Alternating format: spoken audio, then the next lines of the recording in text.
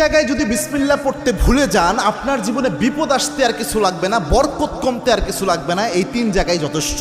খুব মারাত্মক একটা বিষয়। বিসমিল্লাহ তো মোটামুটি সব ভালো কাজের শুরুতেই পড়া হয়, তবে সব জায়গায় ভুলে গেলে ওই 3 জায়গায় মিনিমাম ভুলা উচিত নয়। তার মধ্যে 1 নাম্বার যেটা, এটা আমি সবচেয়ে গুরুত্বপূর্ণ মনে করি, সেটা হচ্ছে বর্তমান পরিস্থিতিতে এটা হচ্ছে আপনার বাথরুমে প্রবেশের শুরুতে বিসমিল্লাহ পড়া। অনেকে বলতে পারেন, হুজুর বাথরুমে ঢুকবেন আবার বিসমিল্লাহ কিভাবে?